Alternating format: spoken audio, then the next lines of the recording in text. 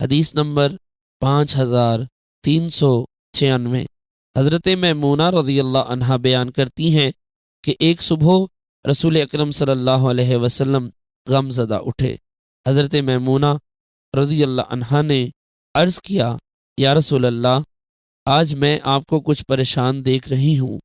رسول اکرم صلی اللہ علیہ وسلم نے فرمایا، حضرت جبرائیل علیہ السلام نے آج رات مجھ سے ملنے کا وعدہ کیا تھا لیکن وہ نہیں آئے، اور قسم باخدا انہوں نے مجھ سے کبھی بھی وعدہ خلافی نہیں کی۔ چنانچہ سارا دن نبی اکرم صلی اللہ علیہ وسلم اسی طرح غمگین رہے۔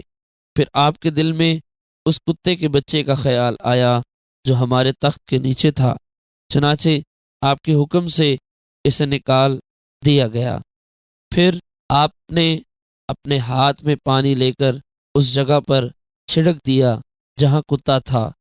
جب شام ہوئی تو حضرت جبرائیل علیہ السلام سے ملاقات ہوئی۔ آپ نے فرمایا، تم نے مجھ سے گزشتہ رات ملاقات کا وعدہ کیا تھا؟ انہوں نے کہا، جی ہاں، لیکن ہم اس گھر میں داخل نہیں ہوتے جس میں کتا یا تصویر ہو۔ اس صبح رسول اکرم صلی اللہ علیہ وسلم نے تمام کتوں کو قتل کرنے کا حکم دیا، حتیٰ کہ آپ نے چھوٹے باغ کے کتے کو بھی مارنے کا حکم دیا، البتہ بڑے باغ کے کتے کو چھوڑ دیا۔